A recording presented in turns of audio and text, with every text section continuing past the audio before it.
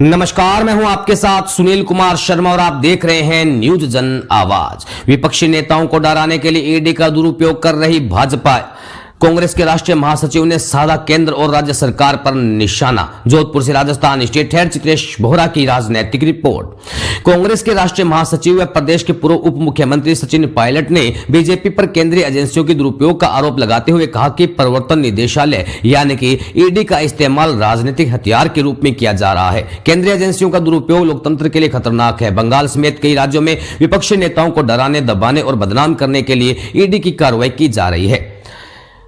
वह जोधपुर एयरपोर्ट पर मीडिया से रूबरू थे। वह बाड़मेर जाने के लिए जोधपुर आए थे। इस दौरान मीडिया से बातचीत करते हुए पायलट ने केंद्र और राज्य सरकार पर कई मुद्दों को लेकर निशाना साधा। जोधपुर से राजस्थान स्टेट हेड चित्रेश बोहरा की देखिए ये रिपोर्ट। बड़ी रैली है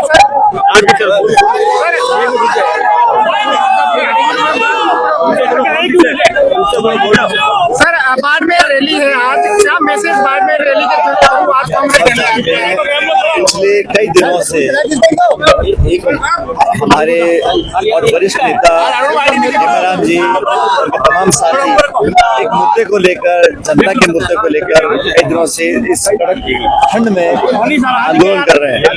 और मुद्दा ये है कि प्रशासन और सरकार चलनी चाहिए जनहित के लिए।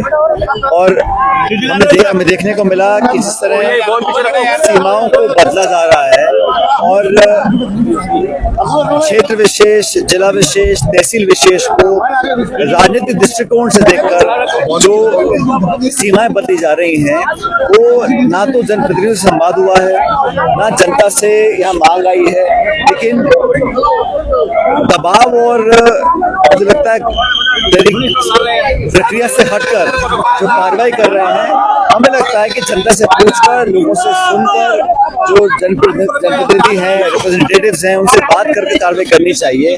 और हेमराम जी ने जो मुद्दा लिया है वो कह रहे संवाद होना चाहिए, चर्चा होनी चाहिए और जो लोगों की आम राय बने वो हो।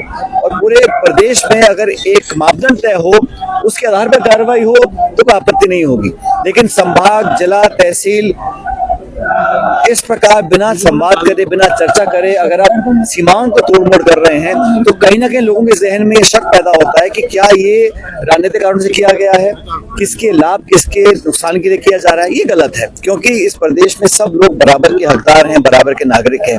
किसी भी दल, किसी भी नेता, किसी विचारधारा का इतना प्रभाव नहीं होना चाहिए कि मनमाने तरीके से वो सीमाओं का बंटवारा किया जाए। अगर कहीं कोई डिमांड आती है, पब्लिक की डिमांड होती है, या कोई ऐसा आयोग बैठता है या सीमाओं का दोबारा विश्लेषण होता है तो अलग बात है। लेकिन जिस प्रकार से किया गया है, मुझे लगता है कि वहाँ पे काफी लोग उससे आहित हैं। और हम सब लोग, हेमराम जी हमारे बहुत पुराने वरिष्ठ साथी हैं, मैंने बहुत लंबे समय से काम किया है, और वो जब अपनी बात रखते हैं तो पूरे प्रदेश और देश में उसकी गूंज उठती है। आज हम सब लोग उनके समर्थन में, उनके साथ कंधे से कंधा मिलाकर पब्लिक की डिमांड को रखने जा रहे हैं। सर, बी राम जी राम को लेकर भाजपा का कहना है कि बस कांग्रेस को विरोध करना है, इसलिए विरोध है। देखिए, इस देश में जो कानून बना था रोजगार का, इस दुनिया में बहुत सारे देश हैं, किसी भी देश के अंदर कानून नहीं है, योजनाएं हैं, स्कीम्स हैं। मन माने तरीके से लोग कभी कभी रोजगार देते थे। जब राजस्थान में आकार करते थे तब रिलीफ वर्क होता था, तो अधिकारी, प्रशासन के लोग, एमएलए, एमपी मन माने तरीके से सीमा बांधते थे, इतने दिन काम करेंगे, इसको काम देंगे। सोनिया गांधी जी कांग्रेस पार्टी ने एक कानून बनाया, अधिकार दिया कि प्रत्येक ग्रामीण क्षेत्र में रहने वाले परिवार के एक सदस्य को 100 दिन का हक दिया था।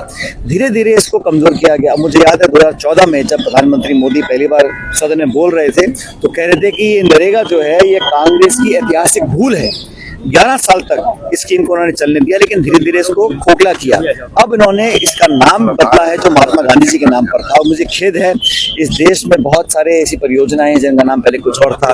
लोग नाम बदलते हैं महात्मा गांधी का नाम रखने के लिए। पहली बार गांधी जी का नाम बदला जा रहा है। ये किसकी डिमांड पे किया गया, जानकारी किसी को नहीं है। हम लोग विरोध कर रहे हैं कि नरेगा जो एक गरीब तबके में, इस देश में जो खाई बन गई है, हम सब जानते हैं, अमीर बहुत अमीर हो गया, गरीब बहुत गरीब हो रहे हैं। तो सबसे कम तबके के लोग हैं, सबसे निर्धन लोग हैं, उनके पास ग्रामीण क्षेत्रों में एक सुरक्षा कवच था। हमारे यहाँ बीमा नहीं है, स्वास्थ्य सुरक्षा का कवच नहीं है। एक आर्थिक सुरक्षा कवच कांग्रेस यूपी सरकार ने दिया था, उसको ये खोखला करना चाह रहे हैं। और क्या बहाने दे रहे हैं कि करप्शन पकड़ा गया। 11 साल में सरकार आपकी है, राज्यों में सरकार आपकी है, अगर करप्शन हुआ है तो पकड़ने सजा दें उसको। लेकिन ये स्कीम को खत्म करने की ओर बढ़ रहे हैं और पूरे देश में कांग्रेस पार्टी, इंडिया अलायंस, आम जन इसके विरोध में है। अब कह रहे हैं कि हम इसको नरेगा 2.2 कर रहे हैं, मतलब हम 100 का 125 दिन कर रहे हैं। 100 दिन तो पूरे हो नहीं रहे, बजट कम कर रहे हैं। पहले निर्णय गांव में ले जाते थे, गांव में पंचायत होती थी, पंच, वार्ड पंच, सरपंच बैठ के निर्णय करते थे, का कुआं खुदेगा, का सड़क बनेगी, का स्कूल का निर्माण होगा। अब केंद्र पूरा केंद्रित कर दिया गया है, राजधानी से निर्णय होंगे कि कौन से काम कर सकते हैं। बजट की सीमा लगा दी गई। पहले कोई सरपंच अगर एक्टिव होता था तो कोई सीमा नहीं थी, 100 करोड़ के काम में गांव में हो सकते थे। अब बजट की सीमा लगा दी है। और पहले 90-10 का रेशो था, 90% भारत सरकार पैसा देती थी, 10% राज्य सरकार देती थी। अब 60-40 कर दिया। कौन सी राज्य सरकार है जो इतना बोझ वहन कर सकती है? मतलब ये पिछले दरवाजे से इस नरेगा को खत्म करना चाहते हैं। और मुझे लग रहा है कि बजाय कोई सकारात्मक काम करें, बड़े बड़े उद्योगपतियों के लिए आप निजीकरण कर दीजिएगा, एयरपोर्ट का, हवाई अड्डे का, रेलवे का, बांध का, खान का। और जो गरीब तबका है जिसके पास एकमात्र साधन था अपने जीवन में एक सुरक्षा, विश्वास पैदा करने का कि हमें कल कुछ नहीं हुआ, हमारे जेब में 2 रुपये आएंगे, उसको धीरे धीरे खत्म करना चाहते हैं। इसको लेकर पूरे देश में हम आंदोलन कर रहे हैं। मैं अलग अलग राज्यों में गया हूँ, सब जगह इसका विरोध है। क्योंकि दबी जुबान जो भाजपा की सरकारें हैं जहाँ राज्यों में, वो भी नहीं समझ पा रहे और ना ये विश्वास पैदा कर पा रहे हैं कि वो स्कीम को आगे लागू कर सकते हैं। पार्टी के जो नेता है महेंद्र जी मालवीय वापस घर वापसी की सुखबुगाहट हुई, उसके बाद छापेमारी, इसको लेकर क्या सोचते हैं आप? मैं तो इतना कहना चाहता हूं कि कांग्रेस एक बहुत पुरानी पार्टी है और कांग्रेस में जिन लोगों का विश्वास रहा उन्होंने हमेशा जनता का मन जीता है। बहुत से दल बने, भारतीय जनता पार्टी का निर्माण मेरे ख्याल 1984 में हुआ था, तो ऐतिहासिक पार्टी है। बहुत से लोग इस पार्टी में रहे और जो कांग्रेस पार्टी की विचारधारा से सहमत हैं और अगर कहीं कोई भूला भटका वापस आने की कोशिश भी करते हैं तो सबको केस बाय केस लेकर पार्टी निर्णय करेगी। ये निर्णय हमारी एक समिति है उसके माध्यम से होगा। लेकिन ये बात सच है कि जो एजेंसीज है भारत सरकार की, वो कहीं ना कहीं पॉलिटिक्स देके काम करती हैं। मैं आपको आंकड़ा देना चाहता हूँ, पिछले 11 सालों में जितने भी ईडी के केस हुए हैं, 96% केस भाजपा के विरोधी के खिलाफ हुए हैं। और जितने भी केस रजिस्टर हुए हैं, मैं कल 8 या 9 हजार केस रजिस्टर हुए हैं, उसमें जो कन्विक्शन रेट है वो 1% है। कोर्ट हड़काता ईडी को कि आप लोगों को तंग करने के लिए आप छापे मारते हो, चार्जशीट करते हो, जेल बंद करते हो, आप कन्विंस नहीं कर पाते, कन्विक्ट नहीं कर पाते। एजेंसीज का दुरुपयोग लगातार हो रहा है प्रदेश में भी और देश में भी, ये सब जग जाहिर हो चुका है। बंगाल चुनाव ने कहा है कि इस योजना को 11 बार नाम बदला गया और आखिर भगवान राम के नाम से कांग्रेस को इतनी दिक्कत क्यों है? आप जानते हो, आपने मेरे कई भाषण सुने होंगे, मैं तो जब बात शुरू करता हूँ खत्म करता हूँ, मुझसे ज्यादा राम राम सा कोई नहीं बोलता होगा। पश्चिम बंगाल में ममता बनर्जी के जो ईडी के छापे पड़े, मैं वही कह रहा हूँ आपको, ईडी ने हमेशा अपना इस्तेमाल होने दिया है और भाजपा अपने विरोधियों की आवाज दबाने के लिए, दबाव पैदा करने के लिए, विपक्ष को बिखेरने के लिए हमेशा ईडी का इस्तेमाल करती आई है। ये बंगाल में भी हो रहा है और जगह में भी हो रहा है। लेकिन मेरा मानना है कि देश के लोग समझ चुके हैं कि सत्ता का, धन का, एजेंसीज का दुरुपयोग कब तक सहन करेंगे। पब्लिक आज उब चुकी है। और मत भूलिएगा कि 2024 का जो चुनाव हुआ था, वहां पर जो जनादेश आया लोकसभा का, वो खंडित जनादेश था।